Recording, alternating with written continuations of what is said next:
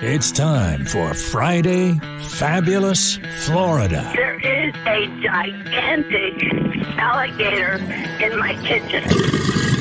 A look at the weirdest stories from our weirdest state. Crank up the Weird Patrol. There is some lawlessness in Florida. It never disappoints. This is Orange City, Florida. A guy in Volusia County facing charges. He says he accidentally shot a roommate in front of two small children. What? I know. Oh. He says that he was mistaking the comments that the guy he shot made as part of an ongoing series of drills that they were doing to stay vigilant. Brad Markey Perez seen here, and on the Mark Thompson Show booking photo scale, I'm going to give him a 6. Yeah, I'll give him a 6.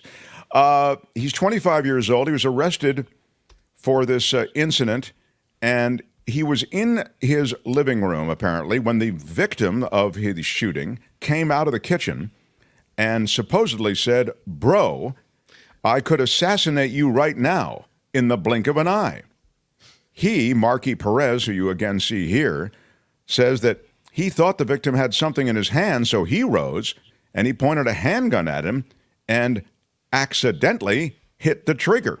But the gun's safety was off, and a bullet hit his roommate in the jaw. The roommate taken to a hospital, non-life-threatening injuries. The roommate, for his part, did confirm through the blood and the disabled jaw that they often do conduct drills, he said, to stay vigilant in their surroundings. What?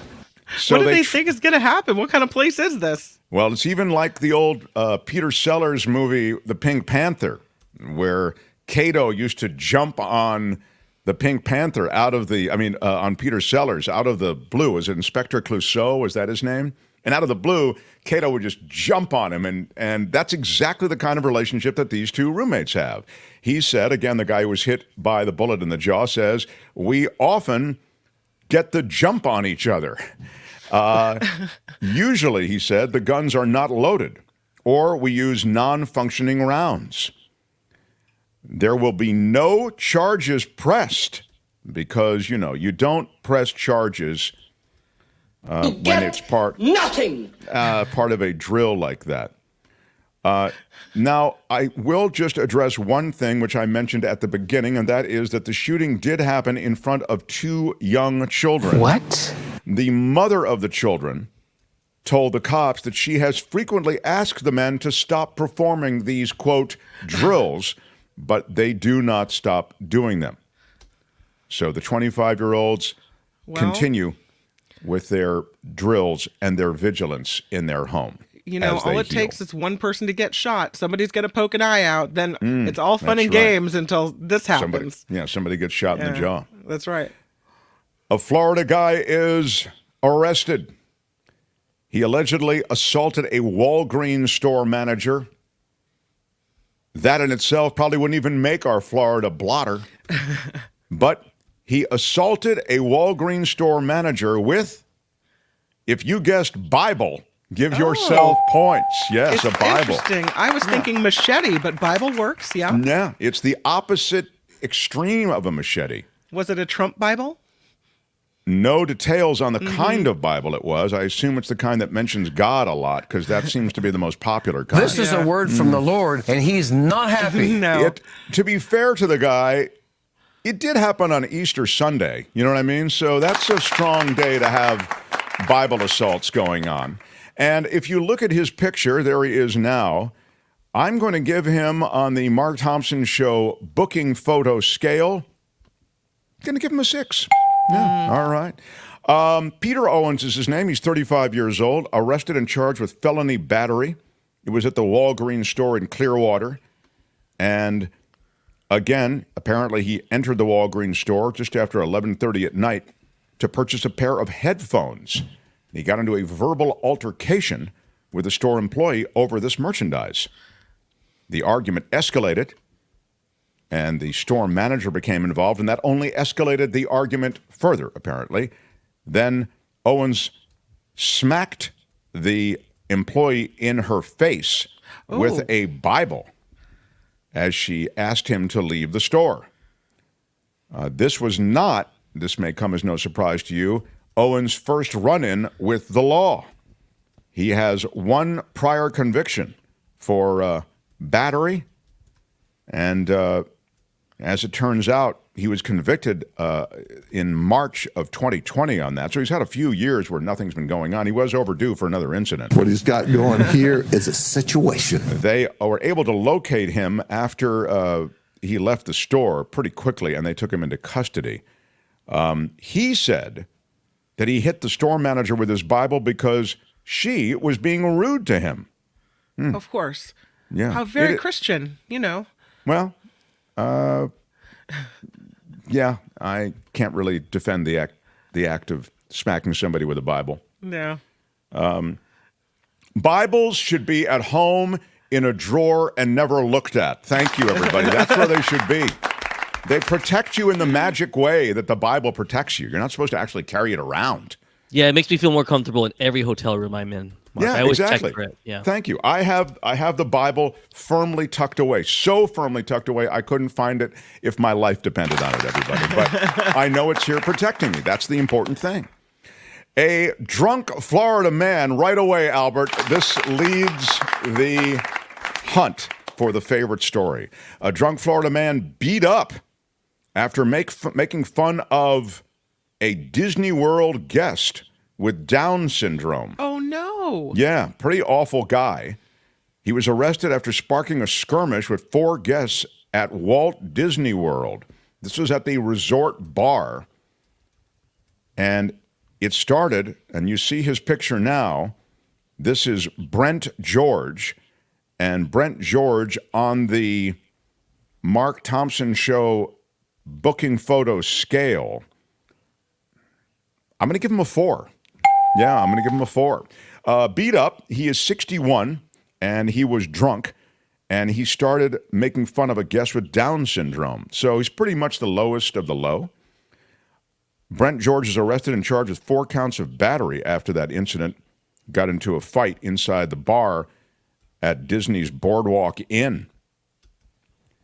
He was downing 3 shots of bourbon before he started feeling good. He also had a beer, made his way up to a table of 4 guests and started to make fun of a woman with Down syndrome.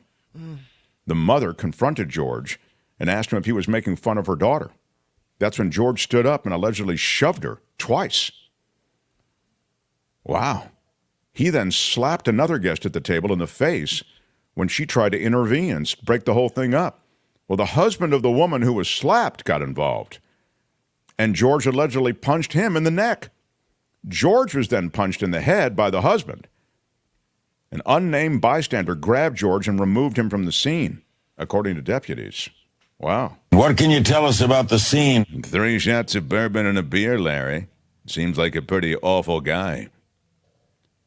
He was arrested and taken by medical staff to have injuries evaluated. Pretty awful guy, Albert. Yeah. Glad he got his comeuppance there. A South Florida woman gets 6.5 years in prison. She faked a nursing home school diploma. Not just one, several. A South Florida woman sentenced to more than 6 years in prison in connection with a multi-million-dollar scheme. She sold fake nursing school degrees to thousands of people. Gail Russ is her name.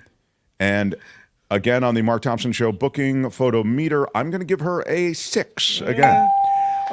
Did she have a fake school name? Like, you know, It followed, she, let me see if the name of the school, the Palm Beach School of Nursing, along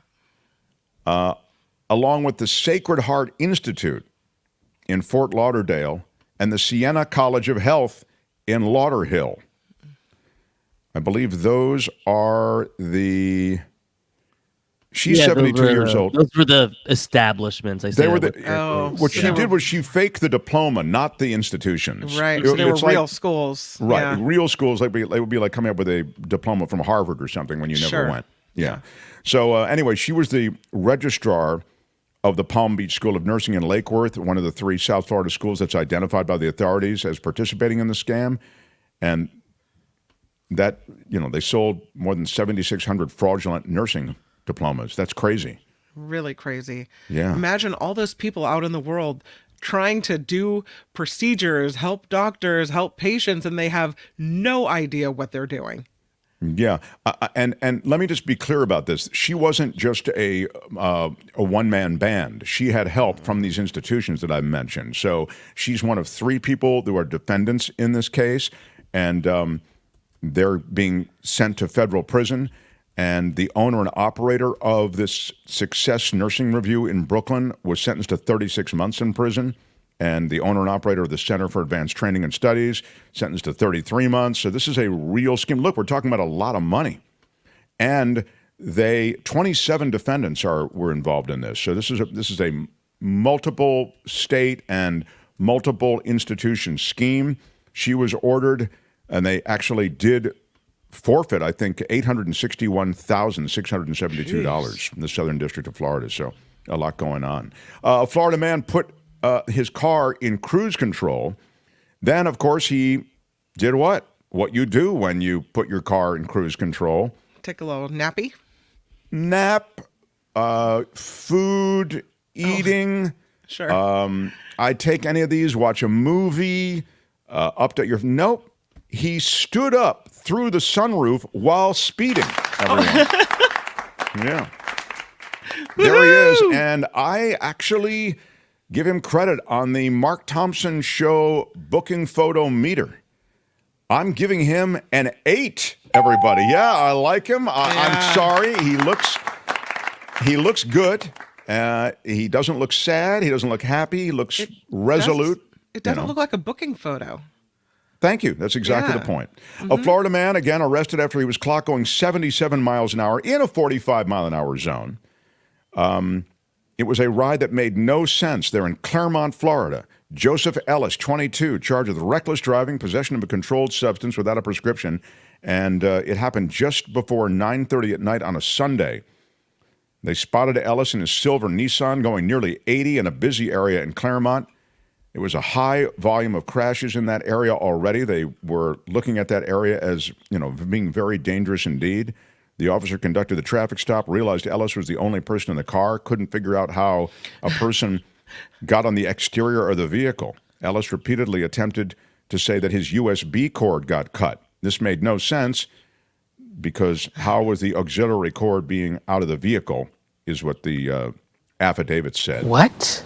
Exactly. I don't even understand it either. No. It's all the officer then noticed a half-full Bud Light can in the center console, plus a container that had oxycodone pills. Oh. And, I'd be willing to bet my lunch that there's alcohol involved. Yeah, he was placed under arrest. And then a man in Florida is nearly hit by possible space junk.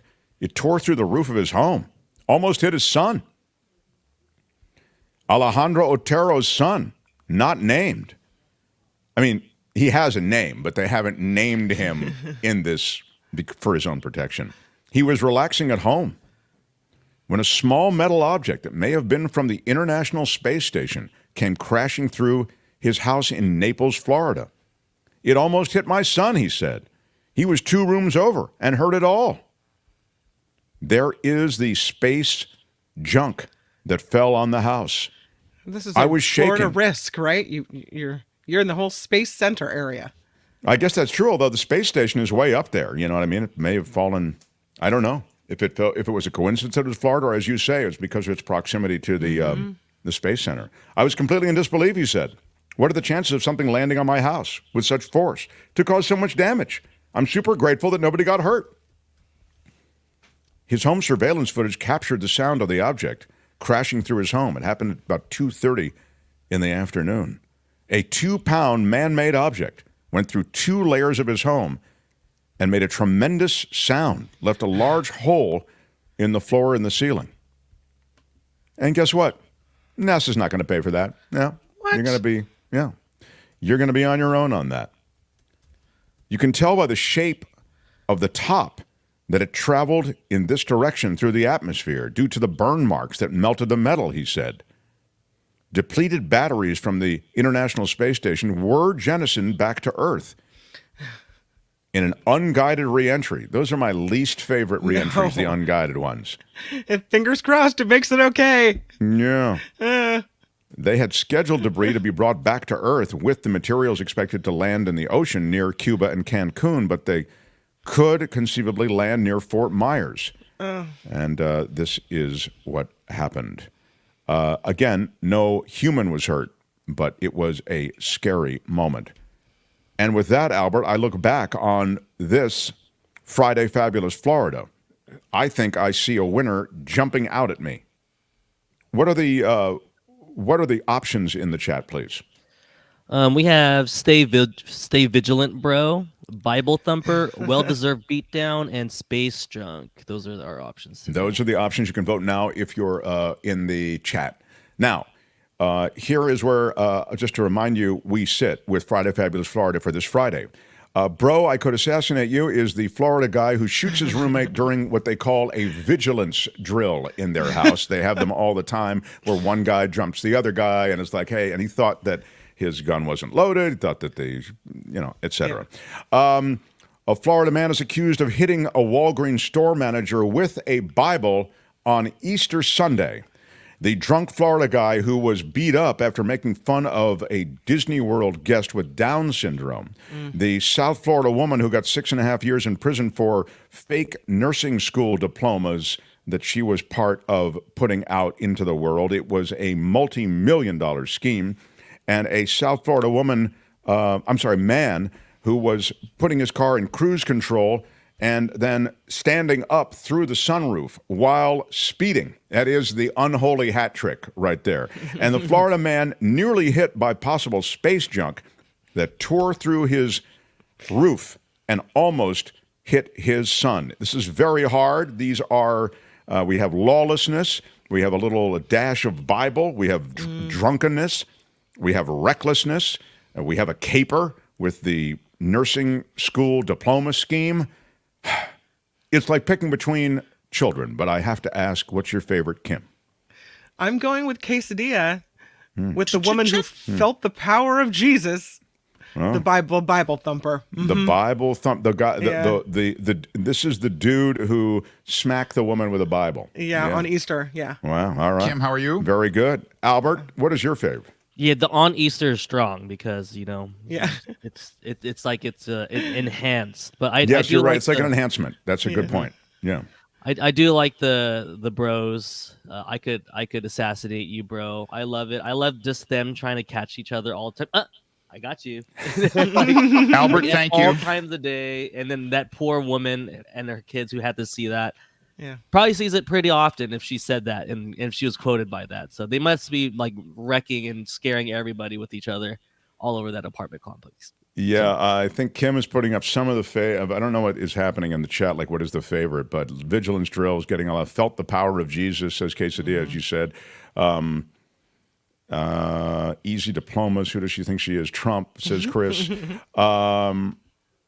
Bible Thumper is in the lead. So Bible Thumper is in the lead in the voting. Well, you can vote through the end of the show, of course, and you can also vote after hours. Most people take the show in and replay. If you have a favorite, please indicate it. We will definitely check them all out. Section.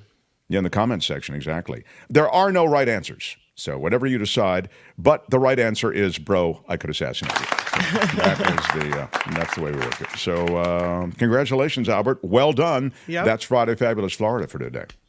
This has been Friday Fabulous Florida. There is a gigantic alligator in my kitchen. Y'all come back now here. Hi, it's Mark, and I thought that was great. Hit the notification bell. You'll know whenever there's a new video being dropped, and please subscribe to our channel to help us save the universe.